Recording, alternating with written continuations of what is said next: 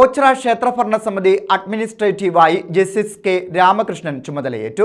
Supreme കോടതി ഉത്തരവിനെ തുടർന്നാണ് അഡ്മിനിസ്ട്രേറ്റർ ചുമതലയേറ്റത്.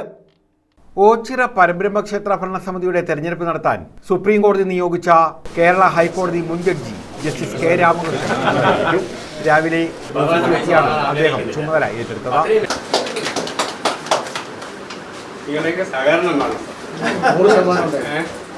നേരിട്ടുള്ള അഡ്മിനിസ്ട്രേഷൻ അല്ലെങ്കിലും മെയിൻ ദൗത്യം ഇലക്ഷനാണ്. ഇലക്ഷൻ എത്രയും വേഗം നടപ്പാക്കണം എന്നുള്ളതാണ്. പിന്നെ തിരഞ്ഞെടുക്കപ്പെട്ട ഭരണസമിതി കൊണ്ടുപോകണം. വോട്ടർ പട്ടിക പൂർത്തിയാക്കി പരസ്യപ്പെടുത്തി തെരഞ്ഞെടുപ്പിനുള്ള നടപടികളിലേക്ക് കടക്കാനും 4 മാസത്തിനുള്ളിൽ കോടതിയിൽ റിപ്പോർട്ട് നൽകാനുമാണ് നിർദ്ദേശം. പൂർണ്ണമായും ക്ഷേത്ര നിയമാവലി പാലിച്ചാകണം തെരഞ്ഞെടുപ്പ് നടത്തേണ്ടതെന്നാണ് സുപ്രീം കോടതിയുടെ ഡിവിഷൻ ബെഞ്ച് വ്യക്തമാക്കിയിട്ടുള്ളത്.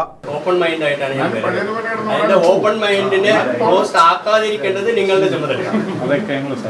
മനസ്സിലായില്ലേ? അപ്പൊ അത്രയാണ് ഞാൻ ഉദ്ദേശിക്കുന്നുള്ളൂ. സഹകരണം നല്ല രീതിയിൽ വേണം. സുപ്രീം കോടതിയും പറഞ്ഞതാണ് എല്ലാവരും സഹകരിച്ചിട്ട് ഇലക്ഷൻ വേഗം നടത്തണം. ഹൈക്കോടതി നിയോഗിച്ച അഡ്മിനിസ്ട്രേറ്ററെ ഒഴിവാക്കിയാണ് പുതിയയാളെ സുപ്രീം കോടതി നിയോഗിച്ചത്. ഹൈക്കോടതി നിയോഗിച്ച സമിതി ജസ്റ്റിസ് കെ രാമകൃഷ്ണന് ചുമതല കൈമാറി. തെരഞ്ഞെടുപ്പിലൂടെ പുതിയ സമിതി അധികാരമേൽക്കുന്നതുവരെ ക്ഷേത്ര ചുമതലകളിലെ തീരുമാനം അഡ്മിനിസ്ട്രേറ്റീവിനാണ്.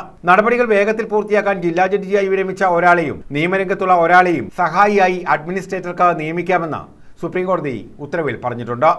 ഞാനിപ്പോൾ ഉദ്ദേശിക്കുന്നത് വെച്ചാൽ ഇന്ന് വന്ന് ഞാൻ ചാർജ് എടുക്കുന്നു. ഇവരാണ് കമ്മിറ്റിക്കായിട്ട് സ്ഥിരമായിട്ട് ഇവിടെ ഇടപെടുന്നത്. ഇവരായിരിക്കും. ഞാൻ കുറച്ചു കാലം ആഴ്ചയിൽ 2 ദിവസം വരും. പിന്നെ ആഴ്ചയിൽ 1 ദിവസം ഷുവറായിട്ട് വരും. ആ വാചകമെല്ലാം ഞാൻ മാറ്റി വെച്ചു. നേരത്തെയുള്ള അഡ്മിനിസ്ട്രേറ്ററെ പറ്റി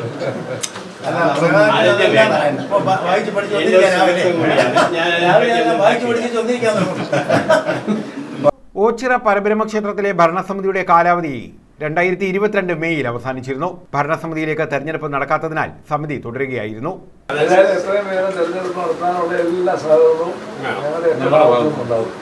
കാരണം പുതിയ മെമ്പർഷിപ്പ് ലിസ്റ്റ് തയ്യാറാക്കണം.